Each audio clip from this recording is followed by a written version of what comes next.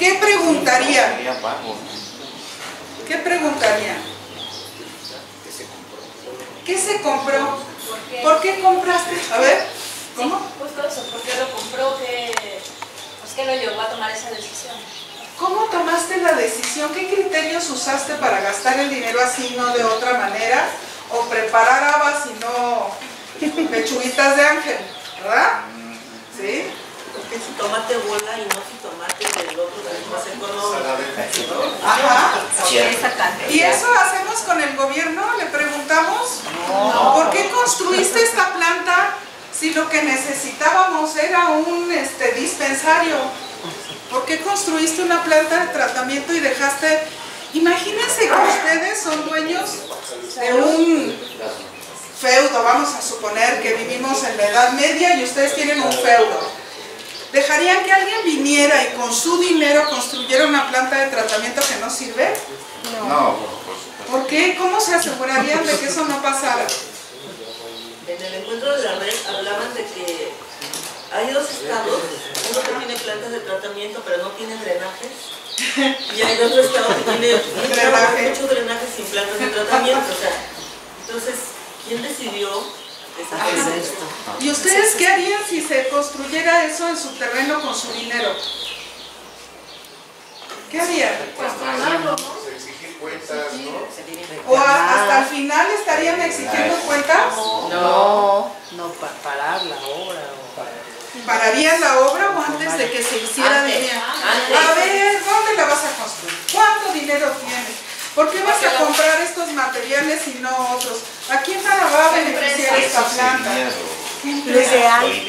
¿Fue a participación directa o por qué nada más? ¿Y ellos les tendrían que contestar todo eso? Sí. Esa es la rendición de cuentas. ¿Qué hice y por qué lo hice? Los servidores públicos tienen que rendir cuentas y tienen que explicar qué decisiones tomaron y por qué tomaron esas y no otras. Cuando ustedes solicitan información, ese es un mecanismo para exigir rendición de cuentas. ¿Sí? Es donde la información nos sirve para exigir rendición de cuentas y nosotros la ponemos a funcionar. ¿Sí? ¿Estamos de acuerdo en los tres conceptos y cuál es la diferencia de uno y otro? Ok, vamos a la que sigue. Bueno, informar es que el funcionario diga qué hizo, por qué tomó esas decisiones. La que sigue tiene que justificar por qué hizo eso y no otra cosa y por qué esas decisiones fueron las correctas. Y la última, que sea sancionado. La Auditoría Superior de la Federación no sanciona. Lo que hace es identificar qué errores se cometieron, qué desvíos se llevaron a cabo y entonces la acusa o con la Secretaría de la Función Pública o ante el Poder Judicial, al Ministerio Público, según la gravedad del delito que se haya cometido. ¿Ok? ¿Se acuerdan que hablamos de esto también la vez pasada y que dijimos por qué la auditoría no puede sancionar? ¿Quién se acuerda? ¿Quién se acuerda? Eran los tres poderes y se paró Ricardo, se paró Valeria, ¿quién más? Se paró la compañera que acaba de salir. Si dijimos, estos son los tres poderes. ¿A qué poder pertenece la auditoría? Al legislativo. Al legislativo, pero ¿Sí? ¿Y a qué poder pertenece la función pública? Ejecutivo. Es el Estado vigilando, el gobierno vigilándose a sí mismo, ¿verdad?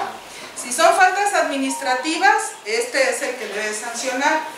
Si son faltas graves, la auditoría tiene que presentar denuncia ante el Poder Judicial. ¿Sí? ¿Estamos de acuerdo? La que sigue, por favor. ¿Qué información, y esto es muy importante, qué tipos de información hay? Es lo que estaba yo tratando Antes, Sí. la afirmación, si son graves, tienen que dar parte al Poder Judicial. Al Ministerio Público y presentar denuncia. ¿El Ministerio Público es parte del Poder Judicial? No, es Poder Ejecutivo. Entonces no sería el judicial. Bueno, al poder, tú levantas una denuncia, el Ministerio Público averigua y ya que recaba todas las pruebas, el que lleva a juicio es el Poder Judicial. O sea, sería entonces dar vista a las instancias del Poder Ejecutivo para que estas a su vez, después de un análisis, le den seguimiento al... Ajá. Se judicialice y se sancione. Entonces las fiscalías ya no pertenecen ni al Ejecutivo ni en sentido estricto al Poder Judicial. No sé qué decirte. ¿Las fiscalías? Y entonces ahí en ese sentido la fiscalía estaría aparte de todo esto que nos están mencionando, porque no pertenece a ninguna instancia de los tres poderes. ¿Qué decimos? O sea, le demandamos información, le podemos demandar información a la Fiscalía como ciudadanos. Ahí ocurren dos cosas. La primera es que las fiscalías están en un proceso de transición para darles autonomía. Pero siempre. La Fiscalía General de la República ya tiene carácter autónomo. En algunos estados, los estados ya deberían estar así, aunque creo que hay algunos que todavía están en ese proceso. Entonces sí se tiene que dar vista al Ministerio Público y por lo tanto a la Fiscalía, y es la Fiscalía quien integra, reúne los elementos, abre la carpeta y cuando puede consignar o hacer un acto ya va y lo presenta ante el juez, que es el Poder Judicial. Entonces las Fiscalías en este momento o son autónomas o están en transición a adquirir esta autonomía. Sí, esa es la... Pero no se les puede solicitar información a las fiscalías, así en estos sentidos, ¿o sí? Sí, claro, sí. Sí, porque son ente público. Es que acuérdense que en 2016 fue la reforma constitucional del Sistema Nacional Anticorrupción y como resultado de esa reforma constitucional se reformaron otras leyes, entre otras la que regula, se creó la Fiscalía Anticorrupción, la PGR dejó de ser PGR y pasó a ser Fiscalía, y es la transición que nos está explicando Jaime. Pero todas las entidades públicas, todas son susceptibles de que les solicites información. El que sean autónomos no excluye que tú les solicites información. Yo he escuchado muchas conferencias de prensa, informes, incluso del fiscal Gertz Manero, y cuando se le demanda públicamente información, lo que hace es decir, el caso está en proceso y sería faltar al debido proceso el que yo les dé información. Eso es cierto. Sí, desde luego, pero entonces en esa etapa de transición creo que el Estado o los gobiernos, que son los que manejan el Estado, están pulverizando a un poder ejecutivo. ¿Por qué? Porque le están quitando autoridad como poder ejecutivo con la creación del INAI, con la creación del INE, con la creación de las fiscalías. Todo eso que controlaba antes el poder ejecutivo ya no lo hace. Entonces tendrían que crear otros mecanismos para la obtención de información, no los tradicionales. No sé, si me quieres preguntar cuáles son, pues yo no sé, pero entonces como que yo observo como que esta información teóricamente está muy bien y en muchas instancias puede funcionar, pero las instancias tradicionales, no en muchas instancias que han sido creadas precisamente como entes autónomos que vigilan la cuestión energética, que vigilan la cuestión bancaria. A mí siempre me ha parecido una aberración el que haya un secreto bancario. O sea, nadie puede proceder, ningún poder. ¿Por qué? Porque se atenta en contra del secreto bancario. Eso es lo que me llama la atención, que muchas cuestiones de este tipo pues son únicamente teóricas, de buena intención, pero muchas instancias autónomas como las que se están creando manejan que el debido proceso o el secreto bancario o cualquier otra situación, y que el Poder Judicial está en contubernio para tomar sus decisiones y coartar la información a la que tenemos derecho los ciudadanos. El Poder Judicial últimamente ha estado evidenciando, o sea, algo que sabíamos como secreto voce, ahora lo está evidenciando mucho, ¿no? Porque está tomando sus decisiones en función a cuestiones incluso ilógicas jurídicamente. Pues como miren, con descongelar cuentas de un ciudadano, de un empresario, y no descongelar la cuenta de su secretario, por ejemplo. O sea, eso es a una ver, Germán, relación. ahí yo no puedo responder a eso porque no sé, o sea, esa es una discusión política. Sí, yo no quería que tú me contestaras. Yo lo que quiero es poner en la mesa que mucha de la información funciona en algunas instancias del Estado. ¿Ves? No en todas, como las que se están creando. Eso es lo que quiero poner en la mesa. Yo ya sé que tú no lo puedes contestar, porque sí, efectivamente es una discusión política, pero al fin y al cabo, aquí estamos también manejando información política.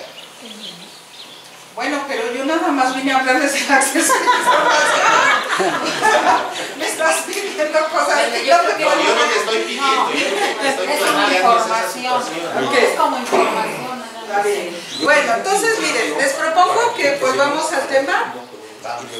Y ahí yo solamente comento dos cosas. Sí, cuando la información está en proceso, cuando un proceso judicial no ha concluido, no ha causado estado, como le dicen los abogados, esa información no es pública, efectivamente.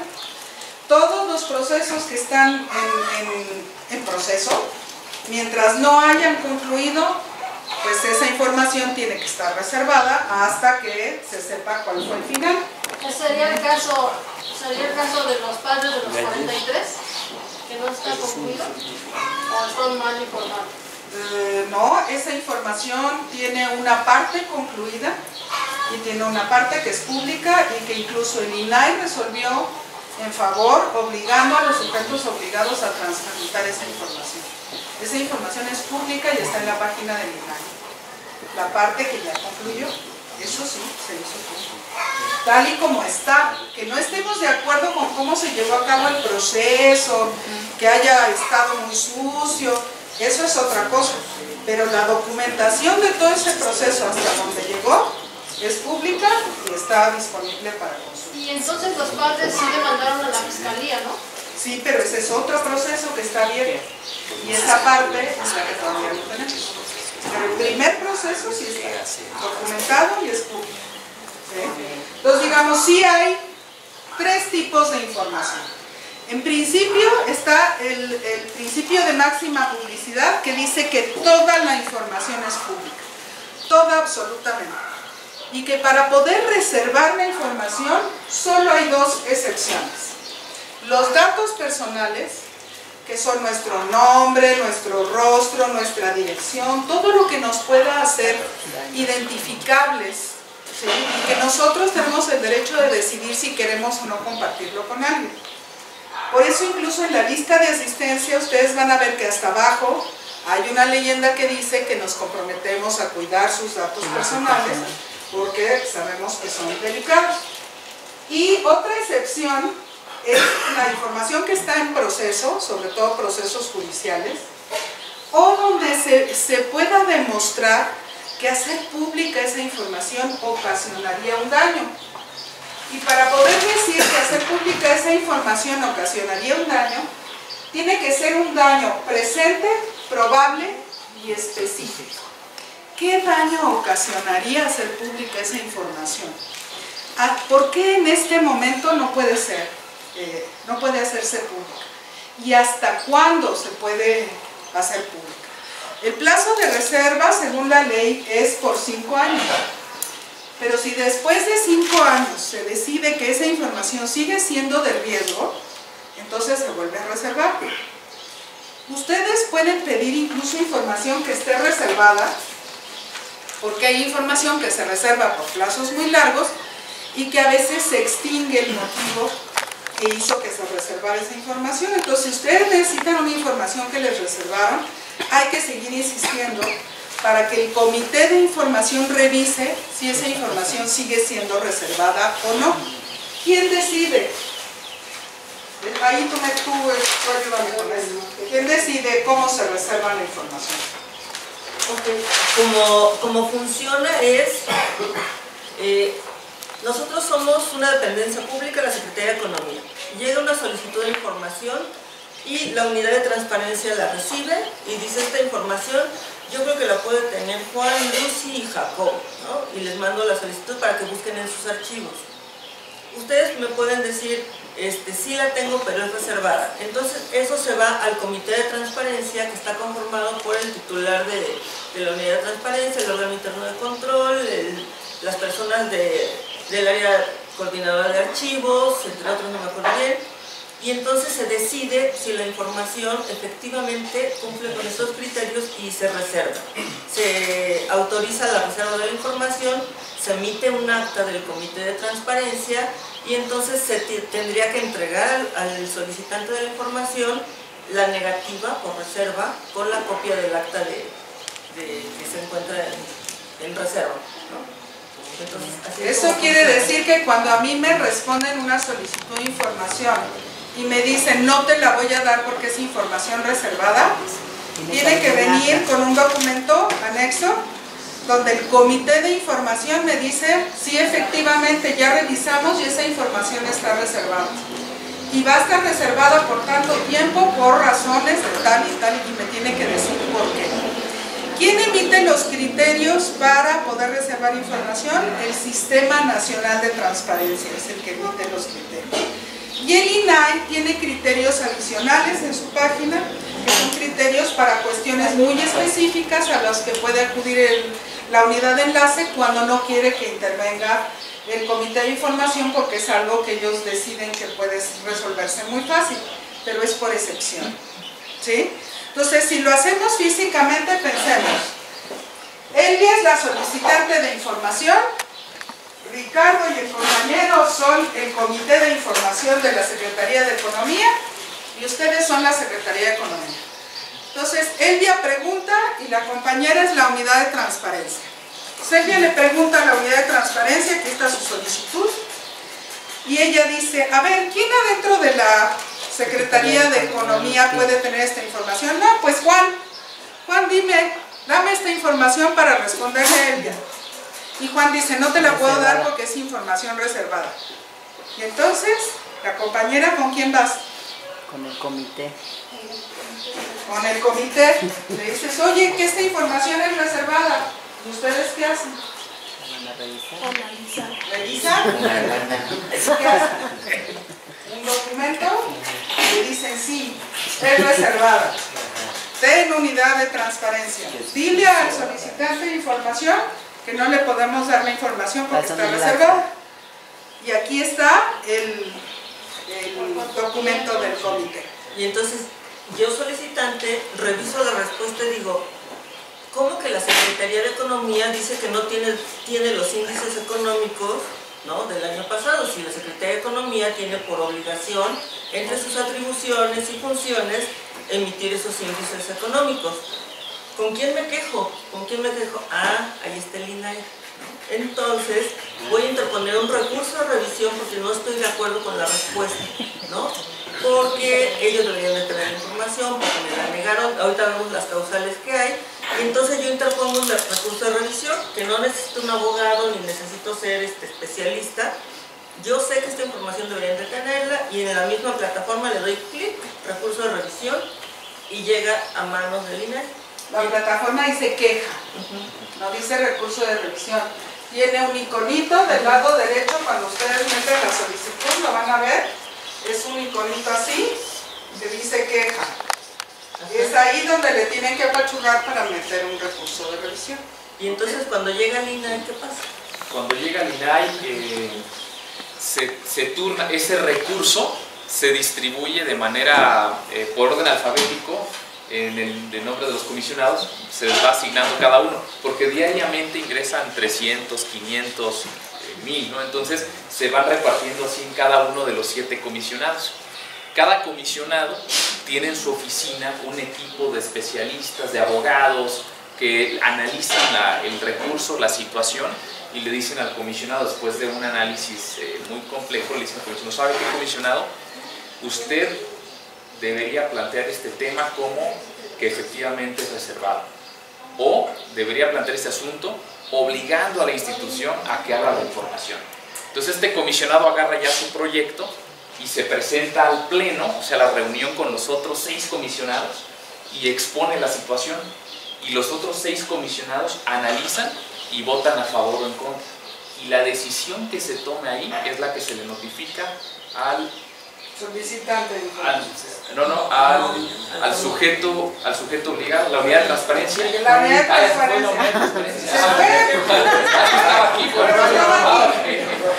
No quiere hacer caso. Eso es lo que ocurre. Eso es lo que ocurre, se va. No quiere hacer caso, sí. Por eso no hay votaciones. El INAI notifica a la institución y también le notifica al solicitante, y a la institución se le da un plazo para que resuelva, entregue la información, o si no, pues ya quedaría cerrado.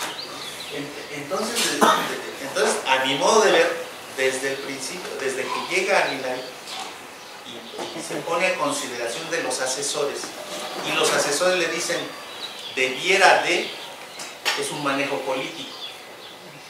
No, ¿por qué? Porque tendría que estar en la norma, así muy claramente. Quiero hacer una en el que se diga, así es como debe usted de actuar, señor comisionado. Pero si lo ponen a su consideración... Quiero hacer una acotación, tienes razón, no es un debiera ser, es el comisionado el que está facultado, como los jueces o los ministros, para interpretar la norma. Entonces el comisionado circula en su equipo, como cualquier persona en su equipo, el documento, se hace una propuesta a partir de los criterios que previamente el comisionado haya determinado para interpretar asuntos similares, y ya el equipo le presenta la propuesta.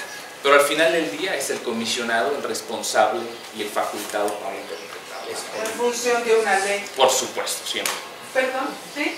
Sí, mire, hace poco fui a entregar unos documentos a Conagua y solicité el tiempo, la fecha y en qué calidad se dieron las concesiones a unas coordenadas de los pozos, y de inmediato la secretaria me dijo: esta solicitud no se la podemos dar, está reservada. Entonces yo le pregunté cómo la solicito, porque nos interesa esta violación. Dice: así se queda. Y además dice: esto es lentísimo. O sea, espérate 20 años a ver si lo resolvemos, ¿no? Sí, así nos dijeron. ¿Y tú le creíste? ¿Tú le crees? Pues no, pues yo sé que son cuentos de ellos para no resolver los problemas. Ok, fíjense que esa es la ventaja de que exista el INAI y las políticas de transparencia. La Plataforma Nacional de Transparencia es un mecanismo que hace que tú no tengas que verle la cara a esas funcionarias, ¿no? Y que el sistema de transparencia, de la Plataforma Nacional de Transparencia, te permita ingresar solicitudes de información que están sujetas a plazos. Ahí no te pueden decir espérese hasta que la muerte nos separe. Ahí hay plazos concretos que se deben cumplir. Y si no se cumple, hay sanciones, porque la ley define sanciones en caso de que no te contesten en tiempo, o de que te contesten con dolo, o que te nieguen información que es pública. Esa es la ventaja de la ley, y esa es la ventaja de la plataforma, y esa es la ventaja del INAI. Yo sé que el INAI tiene muchos defectos, pero en mi opinión, el INAI es una conquista ciudadana. El INAI se creó por una conquista ciudadana, porque ciudadanos somos todos, personas de este país somos todos. Y quienes crearon el INAI en aquella época fueron personas como nosotros que se interesaban por obligar a las instituciones a que cumplieran con el derecho de acceso a la información. Antes estaba en la Constitución, pero no había ni una instancia que lo garantizara, ni un marco jurídico que lo garantizara, ni sanciones. Entonces yo sí creo que el INAI es nuestro. Y sí creo, y yo, Maylí Sepúlveda, sí creo que el INAI hay que defenderlo, incluso con sus defectos, porque tiene defectos. Igual creo que el INE es una instancia ciudadana, que cuando yo empecé a trabajar ahí hace muchos años, porque yo trabajé también en el IFE, Elvia y yo trabajamos ahí hace muchos años, y todavía no estaba ciudadanizado, lo presidía el secretario de Gobernación, que en ese entonces era Arturo Núñez, era el PRI, y Chuaifet estaba frente del Registro Federal de Electores. Sí creo que el IFE es una conquista ciudadana, y sí creo que es distinto el IFE de Waldenberg que el de Arturo Núñez, ¿no? Pero es distinto el de...